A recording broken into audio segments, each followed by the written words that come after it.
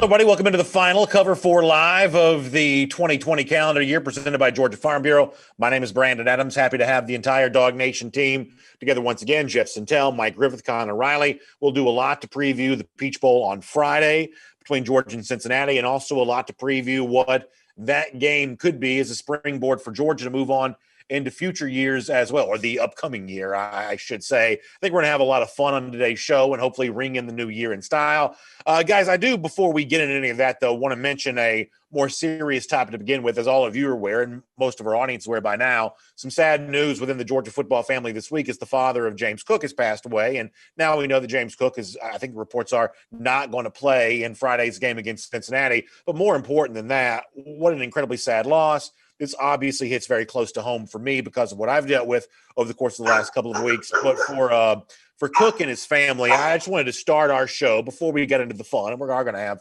some fun today. I just wanted to express on behalf of Dog Nation how many prayers I'll personally be sending out for him and how sad we all are for him, and just wishes for some happiness in the year to come. This really hit me hard. I know it did for many of you as well. And I'm sure some of you guys would like to join me in just saying to James and his family how much they'll be in our thoughts and prayers as we get ready to start 2021 here. Yeah, it's sort of really unthinkable that this time of year, in a year that has been absolutely brutal for a lot of people, to have this happen. And for James Cook to not get to play in a bowl game again. Kirby Smart mentioned today he got knocked out at last year's Sugar Bowl real early on in the game. He had a quote today. James was real close to his dad. Tough environment for him. I know all the running backs have reached out and spoke to him. I've spoken with him multiple times. He's dealing with it the best he can. He appreciates all the support of Dog Nation, all of our fan base. Your heart goes out to him. So Georgia will clearly be thinking of James and his father and really the whole Cook family when they take the field tomorrow against Cincinnati.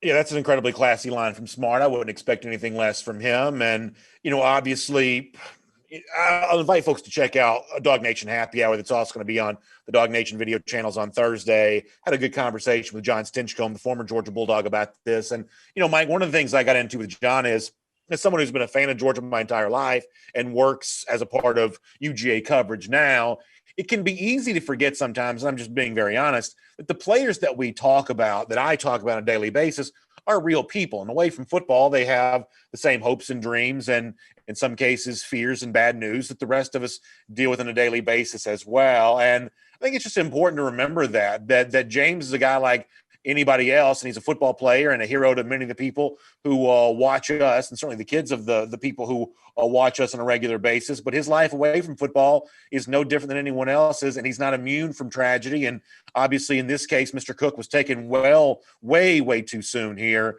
And it's just a sad thing. And Mike, I think it's an important thing to remember the humanity that each Georgia player brings with him when he shows up in Athens to be a part of this team. And no doubt, just a horrible thing for Cook to have to hear several hundred miles away from home that he was in Athens when I'm sure this news came to him here this week. Yeah, particularly difficult with the extenuating circumstance of COVID-19. A lot of these guys not going home. JT Daniels revealed to us hasn't been home since he arrived here last June, right? So a lot of these kids not able to travel home. Some did, but some didn't. And that can make it pretty difficult. Certainly when you go away to college and when you commit yourself to a football program or any kind of team, sometimes there's that time away from home, right? I served in the military. I was pretty much away from home for 2.5, 3 years. There was a couple of times you go on leave, but that is a part of going away to college, and just makes you appreciate the sacrifices that a lot of these guys from all over the country make when they come to the University of Georgia. There's a lot of local guys, but there's a lot of guys from California and Florida and parts further away that make that sacrifice to be a part of the Georgia football program. I think that's exactly right. One more thing before we turn the page on this. Jeff, as a recruit, did you ever do a visit with Cook in his home? I went to a lot of ballparks, gyms, and kind of playgrounds in the area. I think. Did you know Mr. Cook?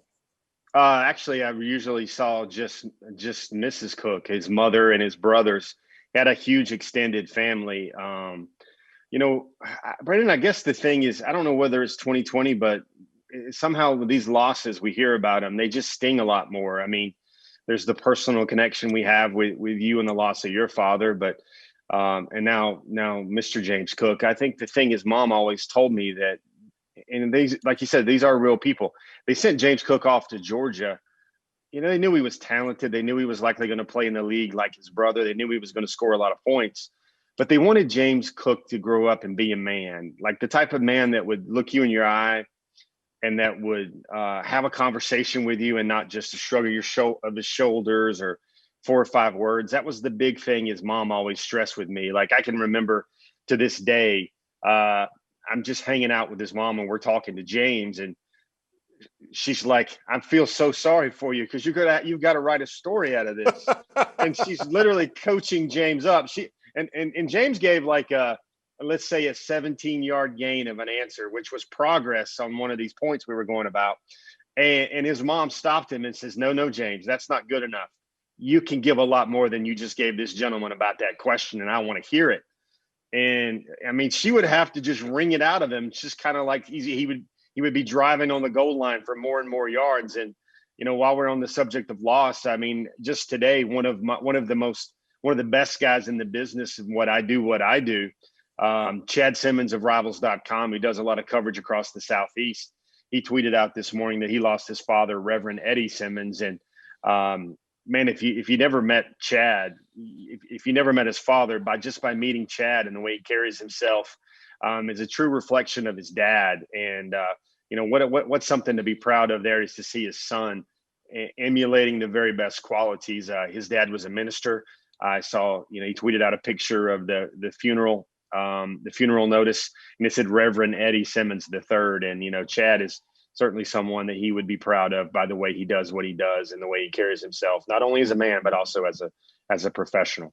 Yeah, it's been a hard year for so many people. And I know in the case of, James Cook, I have certainly felt comfort from Dog Nation over the course of the last couple of weeks. And I know that James will have an outpouring of support as he goes through this situation. And for Chad as well, who counts among a lot of his readers, Georgia fans, they'll be there for him much the same way. That is the one silver lining in this very weird year, is that the willingness of people to band together and kind of form community with each other is as strong and high as it ever is. And I know that all of the folks who are going through a tough time will probably experience that. That's at least been my experience as well. No easy way to transition now to the happier, more fun topic at hand, but that is our job here today. And on Cover 4 Live, presented by Georgia Farm Bureau, I wanted to begin our show this way. I thought that Connor Riley, who's actually with us right now, talking about him in third person, but he's actually sitting right here. I thought he had a really interesting point when he joined me on Dog Nation Daily a little earlier this week, that Georgia could potentially have a chance with the way that it performs in the Peach Bowl on Friday to make a case to be the preseason #1 team in America for 2021. Now, I'll hear from all of you on this. I told Connor, speaking as a fan, that's kind of the role that I play in this discussion, that I'm not quite so sure I want Georgia to be preseason #1. I almost like Georgia in the role of chaser. But from an analytical standpoint, there is an argument to be made for Georgia if it does beat Cincinnati on Friday. Now, a lot of Oklahoma fans will say, yeah, but when you see the way we just pasted Florida, we're the one that has the real kind of argument leapfrogging way above where we've been ranked this year for what we might be able to be in 2021. And I, certainly make this a part of this conversation too. But Mike, let me begin with you on this. What do you think about the possibility of Georgia as a preseason #1 in 2021? Yeah, I think Connor's got some good points, especially if JT Daniels and Jordan Davis come back. I think those are the two key guys that you're looking at. Maybe Tyson Campbell. Who knows? Maybe Malik Herring. He made an offhanded remark the other day in the interview, if I even go, even though he has a Senior Bowl invite in hand. So I think we take a look at how they play and we take a look at who it comes back. But I don't know that they'll get that vote because, I think the general public has looked at Georgia as a team that can't finish. They've kind of turned into the Atlanta Braves of college football. Every year we hear how good Georgia is, and every year they lose to Alabama. That's the outside perception. Now, Brandon, you and I have been sitting next to one another in a press box, and they've been up 2 touchdowns, and I've said, Brandon, they're going to do it. And you say, Mike, seriously, don't say that. So I'm not going to say that on this show because you'll just slap me down like you did at those 2 games. And you were right, Brandon. They did not finish in that 2018 SEC championship game. And certainly not this year, not with Stetson Bennett. They were never going to finish. But to your point, I think they're certainly in the hunt. I think they'll certainly be a top 3 team if they win this game as convincingly as I believe they will. Connor, maybe I should have even started with you on this because it was your argument to begin with. So I think Mike makes an interesting point there. Kind of expound on the idea, though, of why this is even in play for Georgia right now. Yeah, one, I'm glad 10 minutes into the show, Mike's already taken his customary shot at Stetson Bennett there, so I'm glad we got that out of the way. Yeah, I think a lot of this, obviously, first and foremost, it depends on Georgia winning this game against Cincinnati.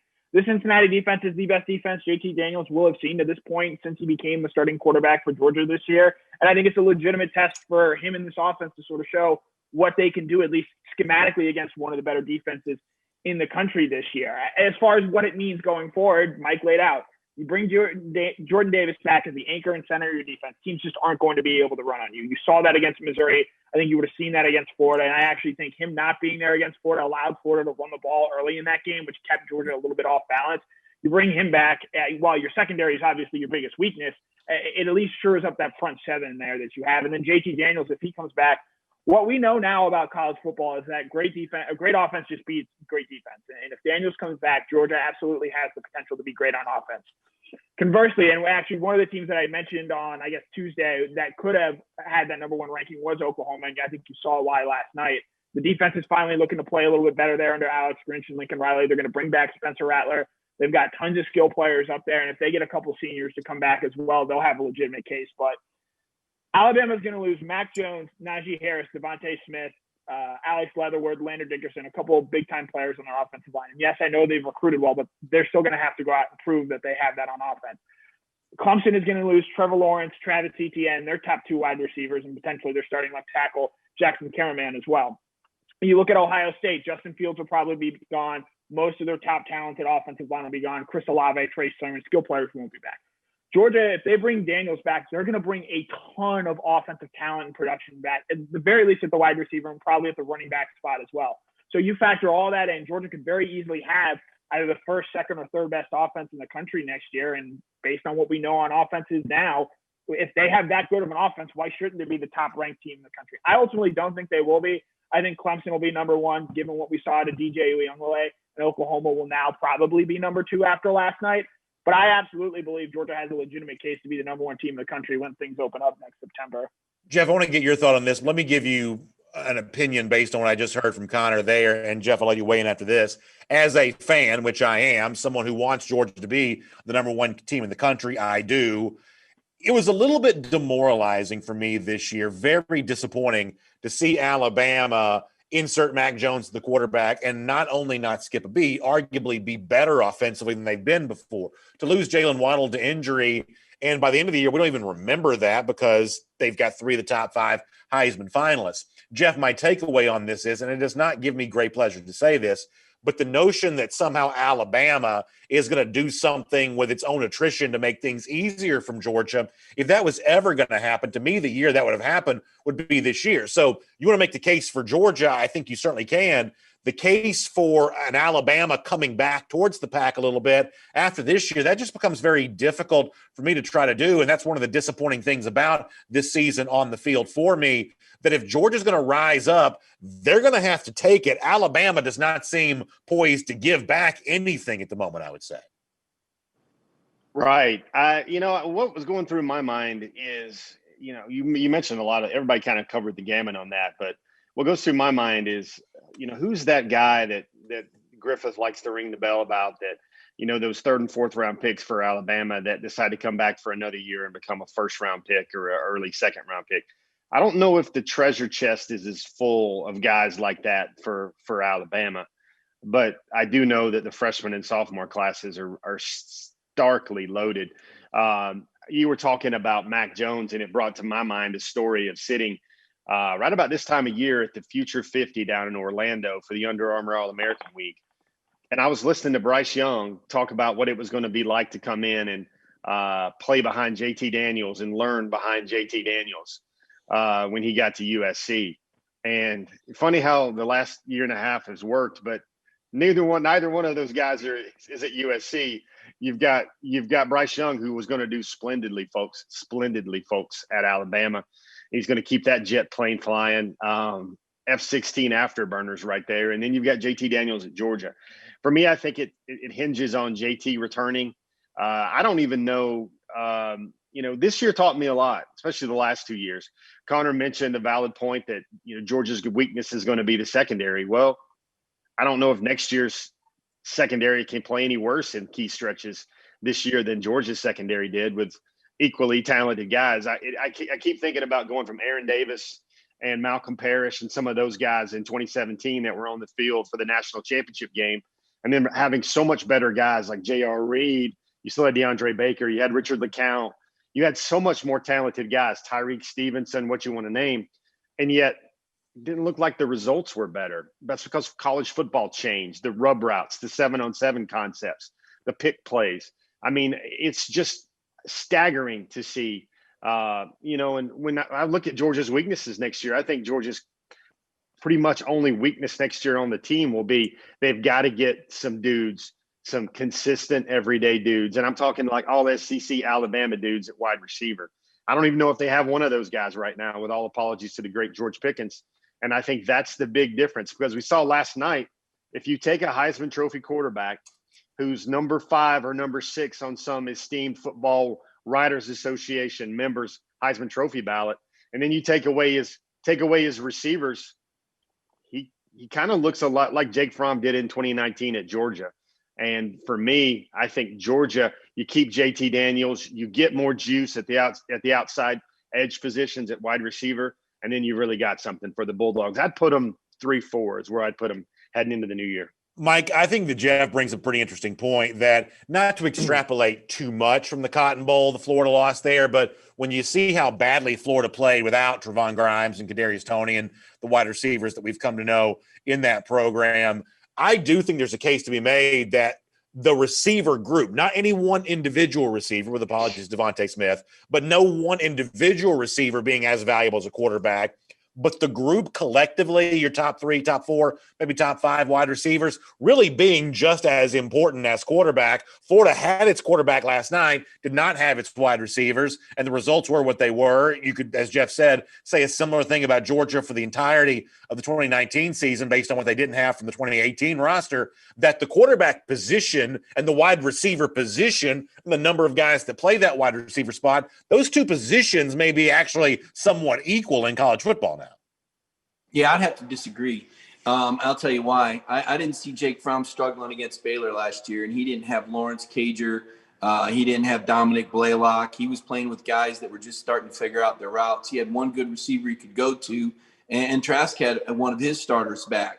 I don't think the Oklahoma defense is world beaters by any stretch. Actually, I think the Baylor defense last year is better than this year's Oklahoma defense. And I think it depends on the quarterback, Brandon. I think Trask is a guy with no mobility who does not do a good job extending plays. So he's not much of a playmaker. So much of what they do does rely on those rub routes and timings.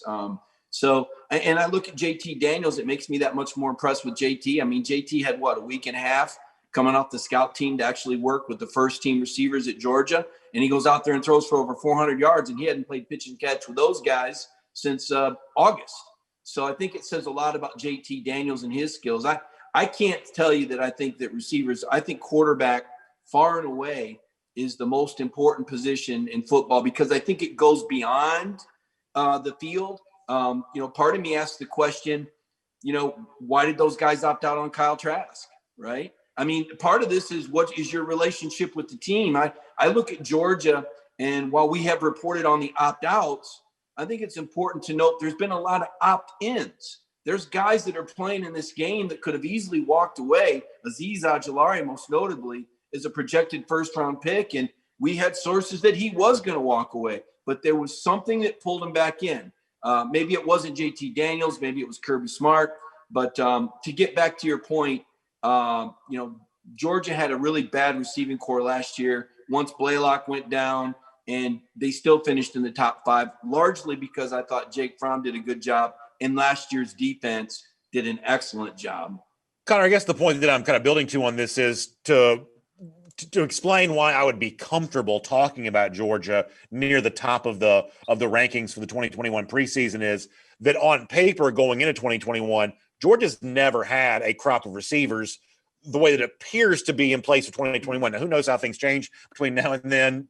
Heaven knows that there's room for change, and you cross your fingers and hope it's not bad news. But if it's just kind of frozen the way that it is now, the guys who have played this year, hopeful for better health eventually for Dominic Blaylock, and maybe even down the line Marcus Rosemary-Jacksain, this is the best crop of receivers for an upcoming year in 2021 that Georgia's had since Kirby's been here by a long shot. Yeah, I actually think that's the reason why I am as bullish on them. It's not, I mean, obviously JT Daniels plays a big part in that, but I mean, you have multiple guys there that are going to be tough covers. George Pickens obviously being the first, but Kearis Jackson did some really nice things this year. Jermaine Burton obviously had flashes as well. Jermaine Burton, first year in the program. Arian Smith, first year in the program. He battled a lot of injuries this year. You get those guys back and healthy. I mean, Alabama's as good as they are because Devontae Smith is not just the best wide receiver in college football. He is the best player, in my opinion, bar none, in college football this season. You see the impact that he has where I believe their final touchdown in that game against Florida, it was essentially 10 men protecting. He was the only one that ran a route. He ran a nice little slant, beat the corner for a touchdown. I mean, he just does things that the rest of the wide receivers in college football can't.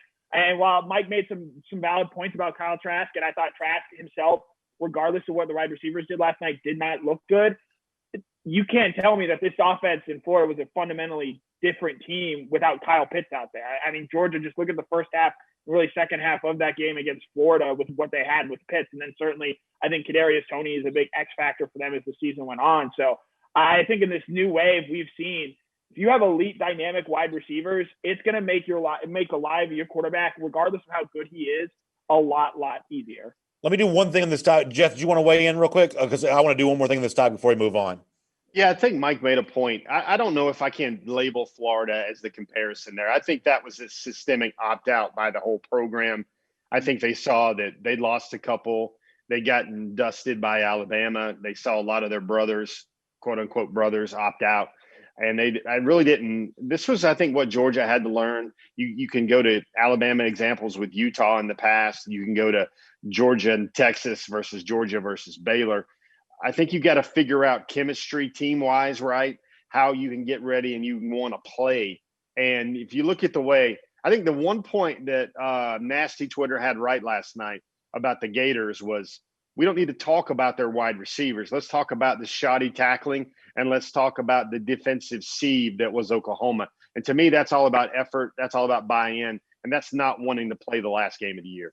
Let me do one more thing on the topic of Georgia and where it can be in 2021 before we move on. When Mike and Connor addressed this topic a couple of minutes ago, they both mentioned one name on defense that's possibly wavering about returning. That's Jordan Davis. There's a lot of players in this Georgia defense I have great respect for. I have no problem telling each of you and anybody who's watching us right now that I believe Davis to be the most irreplaceable player on the Georgia roster. I don't see an immediate heir apparent for him. You can say that about some other positions maybe, but even if you want to go transfer market, something like that, finding someone to do what Davis does is just hard to replicate. Jeff, let me start with you and I'll go across the board here, and you can make this quick if you'd like. Do you think that Georgia can be a national championship level defense next season? Whatever that means in 2021, by the way, given the way that offenses dominate. But can Georgia be championship level defensively if Jordan Davis decides to go on the NFL draft?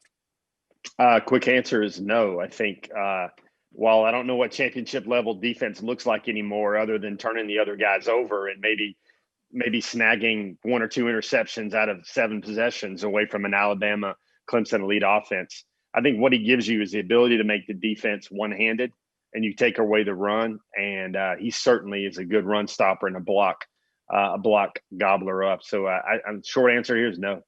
Connor, what do you think? I may be a little bit more bullish on, even if Davis doesn't come back, because they're still going to bring back Trayvon Walker. I think Zion Logue did some nice things when Davis missed time earlier this year. And Jalen Carter, quite frankly, is going to be a stud. And if they bring back Devontae White and Julian Rochester, I think this defensive line is still going to be pretty dang good and have the talent to be difference makers in a lot of SEC games next year. But isn't Jalen more of a comparison to a Trayvon Walker, that athletic guy that, I mean, certainly Jalen's interior on third down, he's been that a good bit this year. But in terms of what Davis does on first and second down, and, you know, I think that you mentioning Zion Logue is good there, because I do think, you know, late in the season, Logue got more playing time and seemed to at least the best as I could tell, kind of thrive in that environment. But as good as I think that Jalen Carter is, I don't know that I view Carter as in any way a replacement for Jordan Davis, just because of the differences in the skill sets. Well, no, Jalen Carter is more of a 3 technique. He plays on the outside shoulder of the guard there. But with him getting better and being a more disruptive playmaker at that position, which I think he can be, and he showed at times this year, I think that does potentially alleviate some of the loss that you would have if Davis does choose to move on. And I think that, again, Zion Logue showed some flashes this year that at the very worst, he can be a competent player for Georgia in the middle of that defense. Mike, go ahead. Yeah, B, I think you've got a point here. I mean, let me say this. I think last year Georgia had a championship defense. If you look at last year's team, right? Are you saying last year, meaning 2019 or 2020? 2019 had a championship defense. But I think, as we said earlier in the show, it's not, and you may even made the point, it's not about having a championship defense. The question is, do you have a championship offense? So to your point, I would say no, they don't have a championship defense. But to Connor's point, I think they could still win a championship even without a championship defense. Now, that's where the questions in the secondary have to be answered. But there's no doubt, I think we all agree. And even Luke Fickell, when I asked him about number 99, he said there's no doubt he makes a difference. Like, they have not seen a player like number 99. Number 99 is a difference maker. Number 99 can come back and, believe it or not, I believe, be an overall number 1 type of draft pick. Certainly a top 5. I think he can win the Outland Trophy. I think Jordan Davis, with his ability, because I covered Albert Haynesworth. And Albert was a freakish athlete, much like Jordan. He was 6'6", 335. I think he probably had more straight line speed, but I look at Jordan Davis, he has great horizontal. He plays like a basketball player, right? Because he was. But the difference is Jordan Davis has more of a motor than Albert did, and he has a much better attitude. And again, Albert went on to have a good career and make a lot of money in the NFL, but Jordan Davis has a chance to be a very special football player in college football Hall of Fame potentially, and in the NFL as well. He's special. So I think that I have probably established myself as the biggest Jordan Davis fan. I mean, I've been, a big fan of Davis's, but Connor, I will say that, if he was going to sort of establish that like Javon Kinlaw, Derek Brown type level, I think it might, I know he got hurt towards the end of the season, maybe that upended his development, but he had 2.5 sacks in 2019. He was showing some interior pass rush, but I don't know that he necessarily took that next level step on that in 2020. I don't say that to disparage him. I say that to mean that if he's one of the top 3 defensive tackles in this year's, potential draft, I don't know how much higher he can climb than that. Mike made the comparison to Albert Haynesworth, more contemporary comparisons like Kinlaw and Derek Brown. I think that unfortunately Davis is probably a prospect just below that level. And that may be one of the things that pulls him towards the NFL draft if he goes, which is that the double-digit tackles for loss, the 6-7 sacks, whatever numbers you want to point to, maybe he's not quite at that level, but still a very good prospect in his own right. And as I said before, a fairly irreplaceable player on this Georgia defense. Yeah, there is no one better against the run in college football than Jordan Davis, but I also think it's pretty telling that on third down packages and situations, he comes out of the game and they bring Jalen Carter in third and obvious passing situations. I think that says a lot about potentially Davis's own pass rushing. And did the same thing with Trayvon Walker in 2019, by the way, that freshman going over the ball on those third down snaps. Yeah, and I think it says something, too, about the potential of Jalen Carter. And I know we look ahead to 2021 and the talk of a championship defense. I think we agree that Jalen Carter certainly has higher potential and ceiling as a pass rusher and as a disruptive, I think, defensive lineman than Jordan Davis. That might lead more to forcing more interceptions, forcing more sacks, which is, I think, in today's college football, ultimately what wins you more games and more championships. I think that's exactly right. We'll leave this conversation there for now. It's Cover 4 Live, presented by Georgia Farm Bureau. My name is Brandon Adams. Got Connor Riley, Jeff Sintel, Mike Griffith, and it's all brought to you by our friends at Georgia Farm Bureau. They've been with us all season long. We're so grateful for them, not only for the work they do to help make the show possible for you each and every week, including tonight's broadcast, which is pre-recorded, we will say, so we will not be reacting to your comments. We're allowing our Dog Nation team here, including the staff that puts the show together, to enjoy some time for New Year's Eve. So we're pre-recorded today, but huge thanks to all of you for being with us. And as I said before, big thanks to our friends at the Georgia Farm Bureau, not only for their support of the show, but for the support they've shown for the agricultural community in the state of Georgia for a long time. They are always the home team. Their agents live, work, and play in communities just like yours all across the state of Georgia, working to help folks save money on their home, their auto, their life insurance, and working to be an advocate on the side of Georgia's farmers each and every day. Big fan I am of Georgia Farm Bureau. I know you'll feel the same way when you check them out and learn more about them. Check them out online at gfbinsurance.com. That's gfbinsurance.com. All right, New Year's Eve is traditionally, at least in the old days, a time when a lot of folks like to get dressed up. They put on their best. Sometimes that might mean black ties. Well, for Georgia, it won't be black tie on January 1st, but it will be black jerseys, as the Dogs made it official this week. The Peach Bowl also putting it out there. The black jersey uniform combination, which will feature the Peach Bowl logo on the sleeve there. Jeff Sentell, how excited are you to see the black jerseys in the Peach Bowl? And do you think it provides an extra spark to the Dogs when they go out there? Yeah, I was kind of disappointed in Kirby's answer. I guess it was on the teleconference today or yesterday where he had a back and forth with the director of the Peach Bowl, and he was like, "Oh, this guy asked us to do it," or "This guy made us do it." Like, come on, man, have some fun in 2021. Why not reward those seniors? Why not? It might be Richie's last ride. It might be a faux senior send off in the state of Georgia. Let him wear the black jerseys one more time. I think he's just trying to keep Connor Riley's point alive that I don't know if JT Daniels will ever play a meaningful game for Georgia in a red jersey. I mean, let's move it forward here. I don't think they're going to be in red for the cocktail party in Jacksonville next year either. Probably not for the game at Clemson in 2021 either. But, for me, I think it's another, let me watch this. Let me watch this black jerseys. But for me, I think there's a lot of meat on the bone there for Georgia. Springboard for 2021 in Daniels, finishing out 2020 in the black jerseys with some good juju for the seniors and the guys that didn't get to play, Richard coming back most notably. I think it's another layer of interesting programming and wardrobe for this televised entertainment event. Mike, I'll be honest with you. I understand Kirby's, use a bigger word than I should, trepidation to talk too much about these because there's still a little bit of a stigma around them for Georgia, even though they won them for the Mississippi State game and there was very little fanfare about the jerseys themselves. There is still some leftover stuff from some of the weird things that maybe happened with this program in the past. So I get Kirby's unwillingness to give too much of a money quote related to it. But listen, for what it's worth, I think they look great. I think the red helmet, black jersey combination is amazing. And I think it's kind of fun to see them out there. Yeah, I was kind of hoping Georgia'd be in red, but then Cincinnati would have had to wear black. It almost looked like the guy who enjoyed the whole conversation the most was Luke Fickell. Like, Fickell could have said that Cincinnati would wear black and Georgia would wear red. But by him choosing to wear red as the home team, it really put Georgia in a pickle. And he seemed to enjoy the fallout of Gary Stokan and Kirby, because Kirby could have let it go. Like, Stokan said, Coach Smart gives us too much credit. He had his choice. And Kirby was kind of like, yeah, not really. I was kind of under the impression we had to wear a dark color, and they're already wearing red. So, it kind of got sticky for a moment. And Fickell seemed to kind of enjoy that awkward moment. And then I'm sitting here looking at Sentell, the guy that threw 7-3 at us. And now you're bringing up bad luck with black jerseys. And I'm going, wait a minute.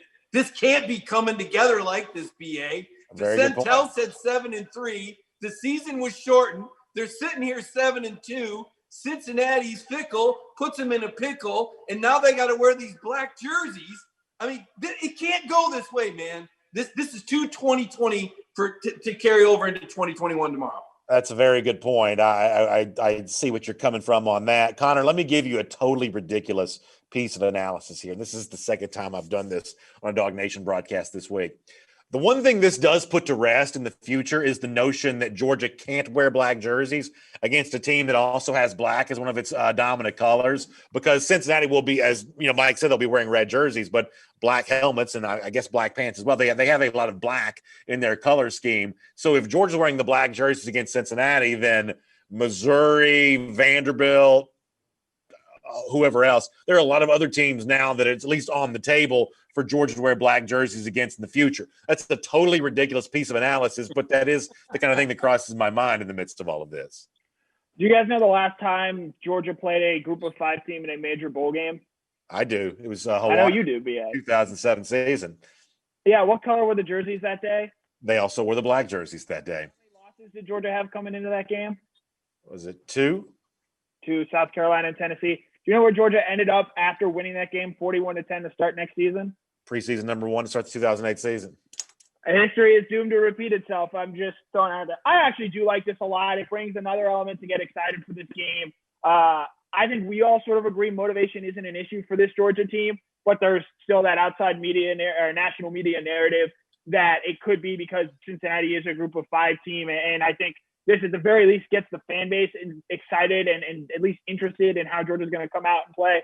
I like these black jerseys. I love these black jerseys. I'd like to see them more. I thought they looked great when they used them against Mississippi State. Obviously, Georgia didn't play all that well that day, but I like what these signify. It says, hey, we're here to make a statement of sorts that we're not afraid. Cincinnati, we're going to use these black jerseys. We're going to come out and play well, and hopefully they do that. And it puts to sort of rest all this talk of Georgia wearing black jerseys to where it's not such a prickly subject matter anymore. But, Connor, wouldn't you acknowledge, though, when you say that Georgia fans are excited about them, you've got your finger on the pulse of UGA fans.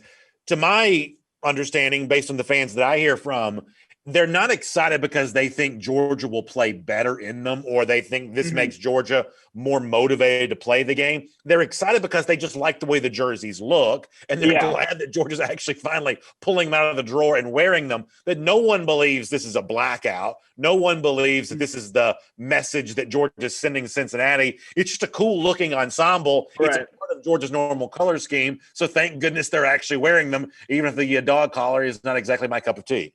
Yeah, I think there's still, and the fans that want to see these jerseys more, they understand that there's a certain stigma still attached to these black jerseys when Georgia wore them infamously against Alabama in 2008.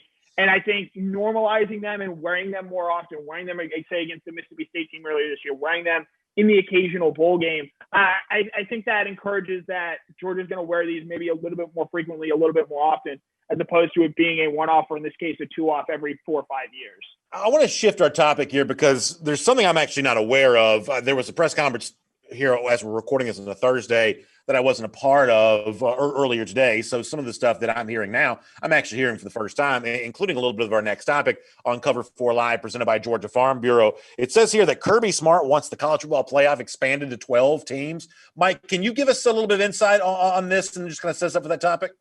Well, I'll defer to Connor. He wrote the story on that. Connor. Okay, I apologize. By all means, Connor. My apologies. Yeah, no, all good there. Kirby Smart and Luke Fickell, both teams that I think have been victimized to a certain extent of being excluded from a college football playoff in recent years when they have been deserving, I think, or at least had deserving cases. Cincinnati this year, Georgia in 2018, and they were asked, well, would you expand the playoff to 8? And I've been a vocal proponent of going to 16 because I still don't think 8 is big enough. And it doesn't necessarily solve a lot of the issues that the college football playoff has now created.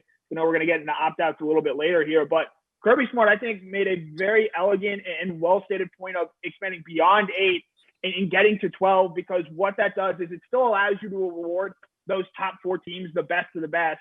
You give sort of like what the NFL traditionally has done, give those top 4 teams a legitimate bye, and then you have those 8 teams play each other.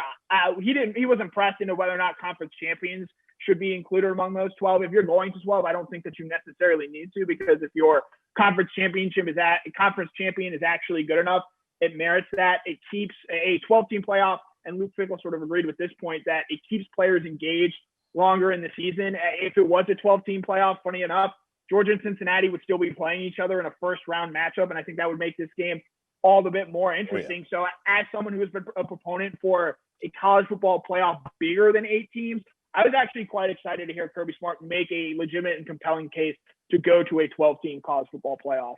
Jeff, I'll tell you this. I'm curious to hear you weigh in on this topic. After maybe somewhat being on the fence, I am now solidly in favor of playoff expansion. Now, I don't know that 12 would be my number. I might be more comfortable with 8, but I think the arguments in favor of playoff expansion are far greater than the arguments for keeping the way that it is right now with 4 teams. Now, selfishly, I do think playoff expansion would benefit Georgia in more years than not. When you've got a behemoth like Alabama in your conference, being the second best team in the SEC is frankly nothing to shake a stick at. And there are a couple times that Georgia, as the second best team in the SEC, could have potentially made some noise in the college football playoff. So selfishly, this benefits Georgia. But beyond that, I'm just in favor of anything that takes power away from the college football playoff selection committee. I didn't vote for these people that sit in Grapevine, Texas and decide all this stuff for the sport year in and year out. Something that makes the playoff tickets punched more so on the field as opposed to a hotel conference room. Jeff, I'm just in favor of that.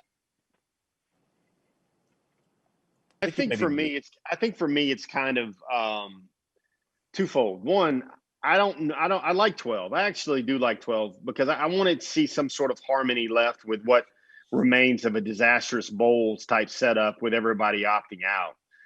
Maybe a lot of those first round games could be held at traditional venues, and you can call it the Citrus Bowl, the Outback Bowl, or whatever. That could be a first round college football playoff matchup.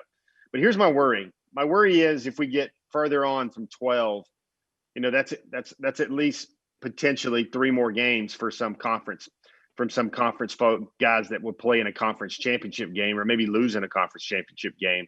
And even though I think it rewards that, doesn't penalize that team that loses in a conference championship game with that late momentum and that late loss, I worry about a 13-game regular season schedule or a 12-game regular season schedule.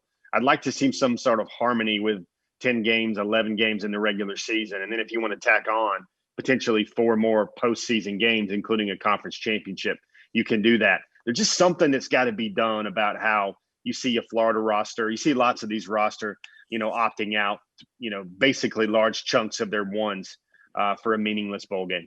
Mike, what do you think about playoff expansion? Yeah, I like 8 teams. But you are in favor of expansion. But before you get to your number, you are in favor of expansion. Yeah, I think at this point I am over, as you said, if the alternative is the College Football Playoff Committee, especially with them using sitting ADs, which I think has been proven that, it doesn't matter who the administrator is. I mean, the argument that these are just men of great integrity that can walk in and see things completely vanilla without any bias has been disproven by how all these conferences scrambled to do what they needed to do to help their own teams, whether it was the ACC canceling Notre Dame and Clemson's final regular season game, whether it was, the Big Ten working with the Ohio State to change their rules so that Ohio State could play in the championship game, whether it was the SEC scrambling and not using the next 2 games on the schedule, but making sure Florida didn't have Alabama on their schedule this year and changing, 4 other teams' schedule when Florida had the 2-team break. That could have been done a lot differently. I think every conference it was self-serving. And I don't think there's anything wrong with that. But I think that it's to me naive to think that you're going to put sitting ADs on a committee and that they're not going to have some degree or some self-serving motivation. And if you're sitting here as Georgia and you saw Oklahoma and Georgia Tech and Florida as 3 of those decision makers, you had to know that was not a best case scenario. So to me, the College Football Playoff Committee kind of played itself out this year. I think we knew there'd be controversy going in. I don't think that they represented themselves well, and I don't think they made their arguments very good either.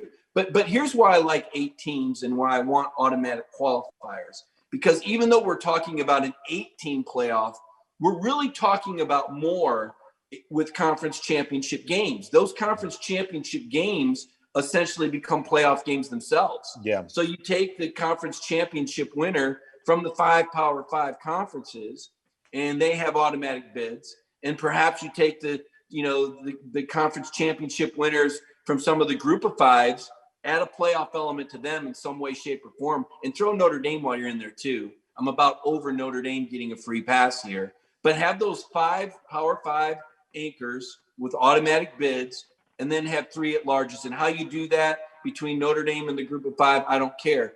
But by adding that conference championship game in there, you're essentially adding another round of playoffs.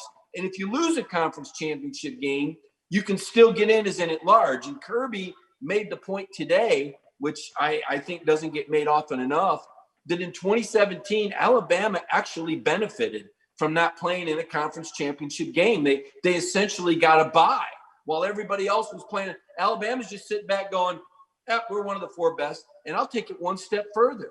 They played a worse Clemson team in New Orleans than Georgia was forced to fly across the country and face in Los Angeles in overtime in Oklahoma.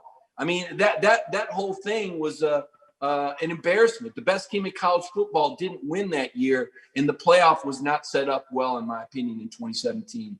Connor, what I think is interesting about this discussion is when you pitch the idea of playoff expansion, you just heard Mike argue for why he'd like to see it. Jeff argued the same thing. There was a time in the recent past where people would say, oh, if you expand the playoff, you further devalue the regular season. Boy, that dog is not barking right now. No one feels that way anymore because, unfortunately, and listen, I am a college football obsessive. I love this sport. Even in the state that it's in now, I still love it. But man, this sport's got some hard things going for it right now where the college football playoff has sucked all the oxygen out of the room. Mm-hmm. The bowls are a farce in some respects in comparison to what we think they should be, maybe what they used to be. That why not experiment with playoff expansion? Because what you have right now is not the sport at its best once you get to the month of December. No, I think this sport right now is fundamentally broken with one, in terms of how it determines its championship. And two, just how that sucks the life out of everything else. College football, at least to my knowledge, is the one big American sport where its champion is not, in fact, determined on the field based on results, but largely based on subjectivity and how those matchups get paired and put together. So 12-8, whether or not you have automatic qualifiers or not, I sort of go back and forth on that because while I do believe automatic qualifiers at least guarantee every team a chance to play for a national title in a season, whereas right now that is absolutely not the case. There's maybe 12 teams each year that start the season with a legitimate chance of winning a national title, and that absolutely needs to be expanded. My worry with going to 8 is the first time that, let's say, Alabama loses an SEC title game and there are two other deserving teams, and then say a Pitt or an Iowa State that has multiple losses wins it's either Big 12 or ACC championship game, and Alabama somehow gets left out, we're going to be yelling and screaming once again. And again, like BA, I love college football. What I can't stand is the arguing and just some of the hatred that is spewed towards people because they just happen to cheer for a different school than you do. And I think if we can take some of that subjectivity and argumentativity out of the sport, I think it's just going to make the entire viewing and enjoying experience all that much better for college football. Because right now, the month of December was not fun, unless you're an Alabama fan. Right. It was not fun for anyone. Yeah, there's not enough people enjoying the fun of college football when you get to this point of the year. And I just think that's, in my opinion, objectively true. Of course, the dark cloud that hangs over all of this, depending on your perspective anyway, is the opt-out situation. We'll make that our fourth topic here on Cover 4 Live, presented by the Georgia Farm Bureau. And Mike, I want to begin with you on this. And I thought it was very interesting on Dog Nation Daily this week, which is the show that I do each and every day. On Monday on my show, you had John Stinchcomb, great former player, comes on the show. Very harsh take about his dissatisfaction with the opt-out situation, does not understand it, does not feel like we should even call them opt-outs. He says that's too kind of a word to use there. On the flip side of that, a good friend of John's, a great former player in his own right, Terrence Edwards, on the show on Thursday, essentially defending the players who choose to do this. And you can cite the Derek King injury that happened in the bowl game this week. Others as maybe a reason why opt-outs make sense for some who are thinking about their NFL future. I think when you listen to two smart guys have a debate like this, even if they're not actually debating each other, I find myself gravitating to certain points in both directions depending on who's the one making the argument. But Mike, there's no doubt that opt-outs are a gigantic story for college football. Now, you can decide for yourself if you think they're a problem. Mileage may vary for various people, but it's a huge talking point right now, one way or another, is it not? Yeah, it's an example of how sports is a microcosm of society. We've got people that want to opt out of college loan debt. We've got people that want to opt out of paying child support. It comes down to accountability and what you consider your obligation. And when you sign the scholarship paper, do you sign on to play through a season, or do you sign on to play until it doesn't benefit you anymore? It goes two different ways. I know a lot of these guys didn't play for 2 or 3 years and they were still on the meal plan. They were still getting free classwork, free scholarships, and it didn't benefit Georgia. I can give you 2 or 3 names of guys that playing different positions, maybe receiver, that haven't done what we thought they would do. And I don't see Georgia pushing them out the door and taking them off scholarship because it doesn't benefit Georgia. So it's a double-edged sword. I think that because these games don't have quote unquote meaning to some people, again, that's a perception thing. Does the bowl matter? Well, I mean, we polled the Dog Nation people, and, I think 67% of the people say that bowl games matter, and some say they matter a great deal. So there's a minority that say they don't matter at all. And it's not just about now. It's not just about the playoff, because if we go back to the old system, every year you could point to 2 or 3 bowl games that were going to determine a national championship, and the other 25 weren't. And yet people were playing in those bowl games, but there was a different attitude about opting out. There was a different attitude about not paying or serving an inferred debt. Nowadays, you can say, well, just don't got it, not paying it, and people go, oh, that's just the way it is. Back in the day, it was like your name's attached to that. You're attached. So here's what's going to happen. There's going to be some people that are going to say, I don't care if player A opts out. It doesn't bother me. And there's going to be people that are going to say, I'll never forget that he opted out. That really bothered me.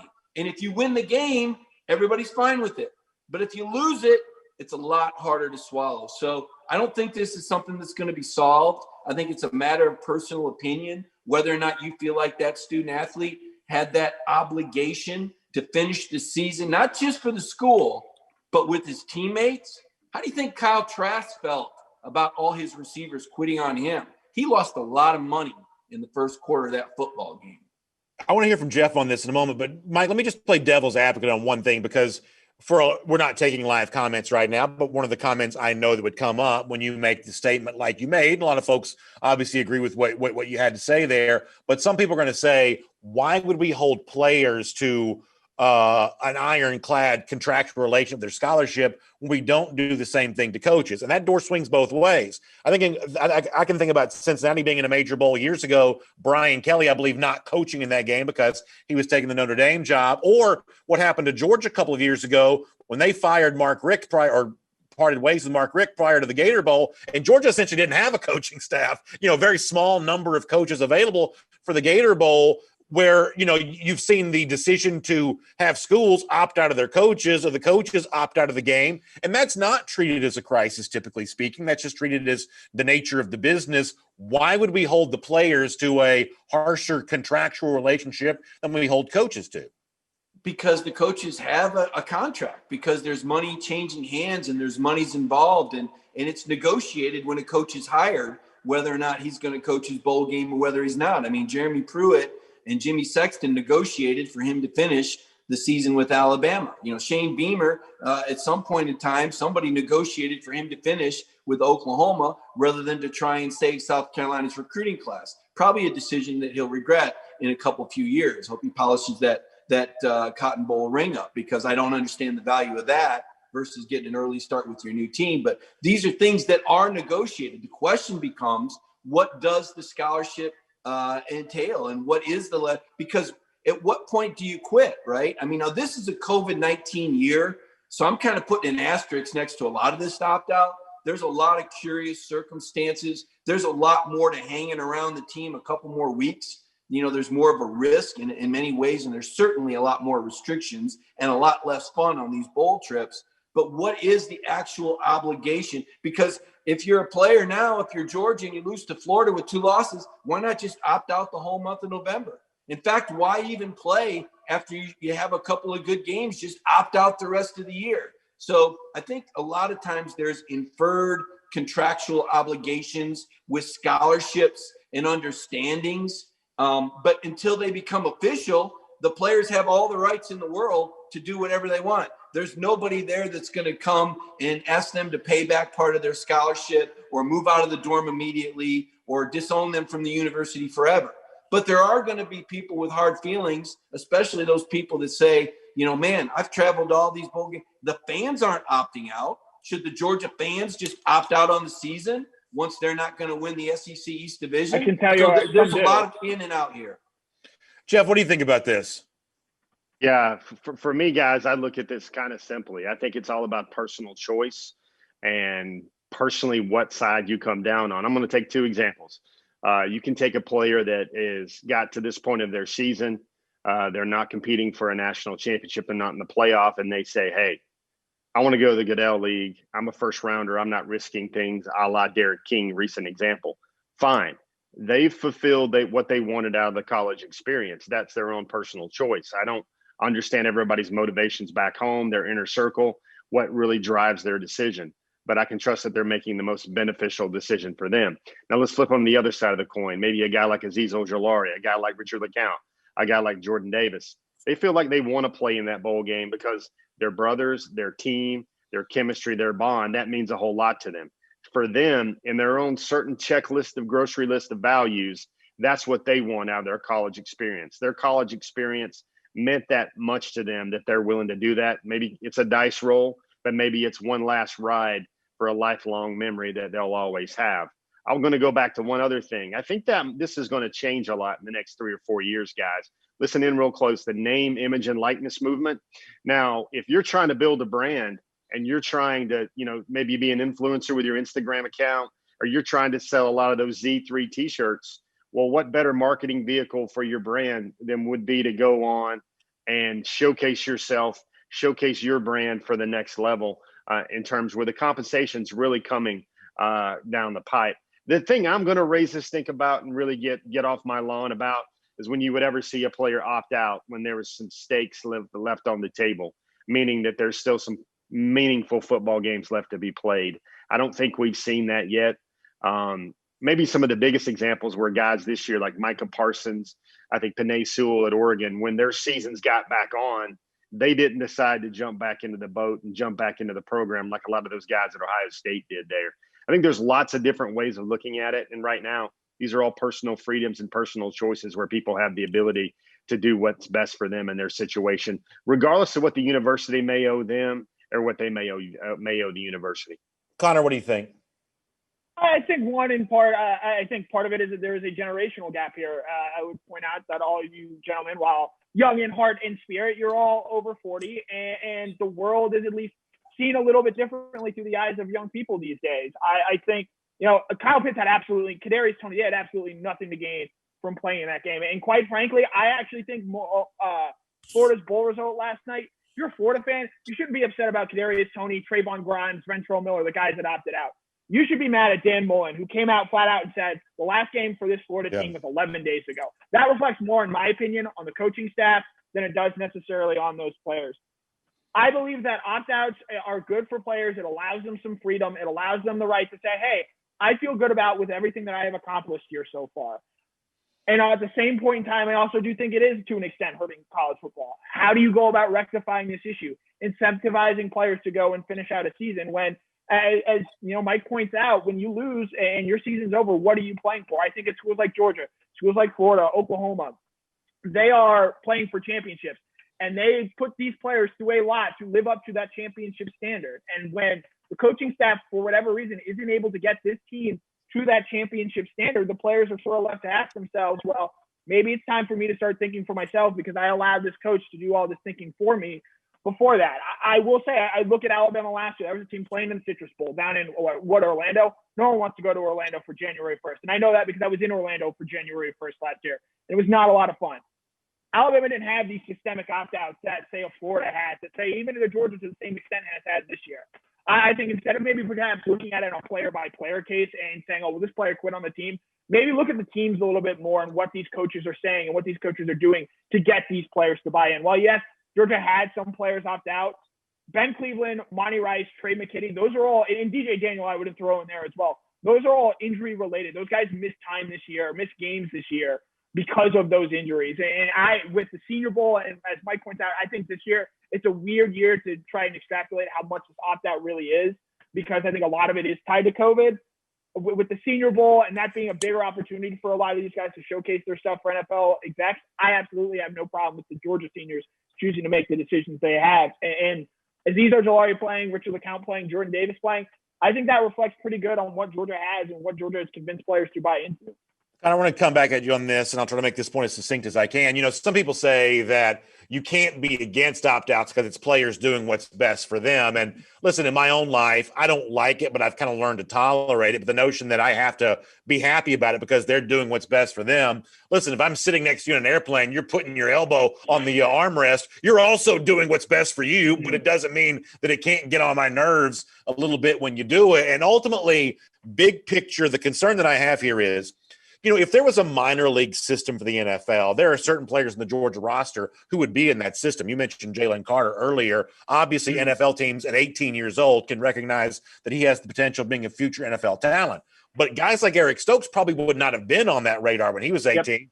Yep. DeAndre Baker, the Thorpe Award from 2018, before that. Those guys only became NFL players because of their time in college football. This isn't, I'm going to sound like a blowhard for a second, but this is what economists call a negative externality, that by opting out now, you're not words way too big. Sure. By opting out now, you're not hurting yourself, but you are potentially hurting a future generation of college football player. Now, I can't expect current players to care about that, but a big picture perspective, loving college football, believing in the value of the institution, that's what concerns me. The future Eric Stokes, who in his own words was just a skinny defensive back from Covington growing up, that next guy may not have quite the same platform to propel himself to the NFL because college football has been devalued by pro prospects who decide they don't want to play. Yeah, well, I think one thing to keep in mind is, again, a lot of times people look out for themselves first, and as frustrating as that can be, I think we all as humans do that as well. And while sometimes we want to try and do what's best for the group or even the whole of Dog Nation, sometimes we even make a decision that might be considered selfish or individualist-based, and that's just the reality that we choose to live with here. I will say, I was trying to think of the point before I went into their. What was I going to say? Oh God! I'll give you a second and come back to you if you want me to. Mm-hmm. Yeah. Okay, we'll come back to Connor here. Before we go, this will be the last time we get to speak to the audience here in 2020. So we'll do some final thoughts here, either on opt-outs, the college football playoff, whatever else. We'll come back to Connor before we're done. But Mike, anything else you want to say before we get ready to go here? Nope.